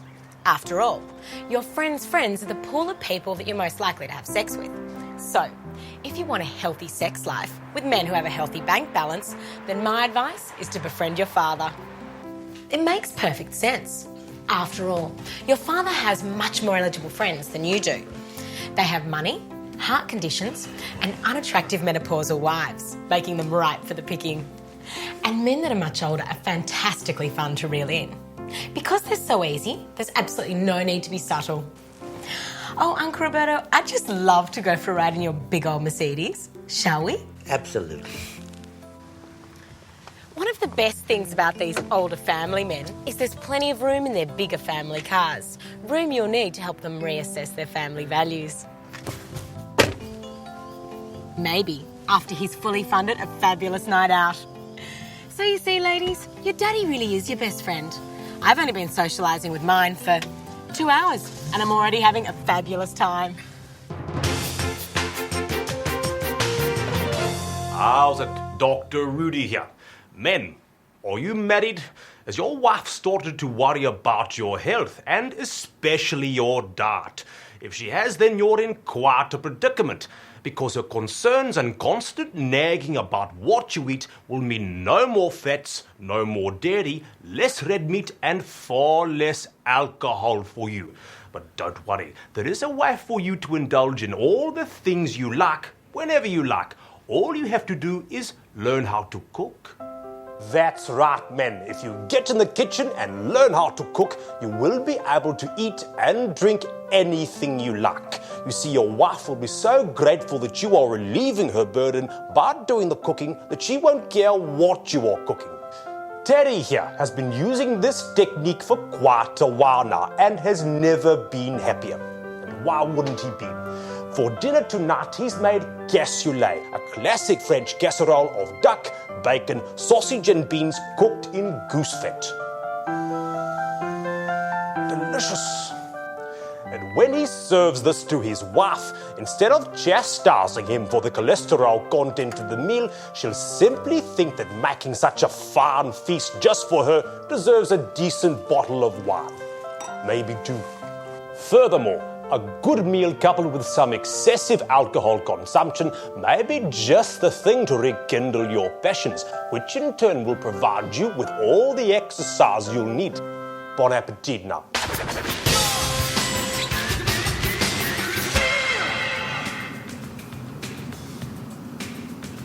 Look at these. You might think they're a total toss at $200, but don't knock them till you've worn them. And if you know what I'm talking about, you'd probably kill for a pair of shoes like these. Well, you don't have to, because I've found the perfect way to pick up the latest in streetwear, and it won't cost you a thing. All you have to do is head down to an inner city train line. You see, graffiti artists who tag trains always wear the latest and coolest in street gear. But train tagging is a dangerous art, especially when the artist leans out too far from a moving train. Like this one here. Ooh, Adidas. And they look like my size. No one's going to miss them. I mean, they've got to be removed to tie a tag to his toe anyway. And if you don't do it, some morgue attendant probably will. Admittedly, the best time to do this sort of shopping is at dusk. The light's low, visibility's poor, and it's not late enough for anyone to realise that this former fashion junkie is missing. But any time will do.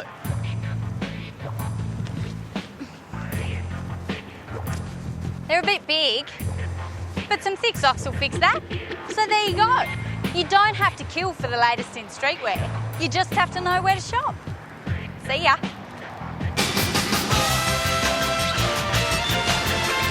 Well, I can't believe it. But here we are, not only at the end of tonight's show, but the end of another series. I know. Didn't time just fly by? But don't worry, Australia. We can be back for you if you let us know you still need us. Yeah, be proactive, people. After all, your problems will probably persist, and harassment always pays off. That's right. But for now, as always, it's been a real pleasure. I know my practical advice has continued to make even more of you healthy, wealthy and happy. And remember, keep scamming the man, people. That way your life will always be just that little bit better. Being one who's not the best at long goodbyes, I'll simply say goodbye. And until we next meet, why not take flamenco dance lessons? And in the meantime, you little battlers keep fighting a good fight, and remember to always be good to one another. And I hope we'll be back for you. Goodbye, Australia.